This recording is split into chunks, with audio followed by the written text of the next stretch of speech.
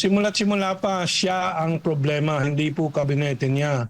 Wala siyang pagkaliderato, pahele-hele sa mga posisyon po niya, mga de-escalation halimbawa sa South China Sea, pero yung mga bata-bata niya sa Philippine Coast Guard, Philippine Navy, Philippine Armed Forces ay palaaway sa China, pero siya kinausap pa niya si Xi Jinping mag de-escalation daw.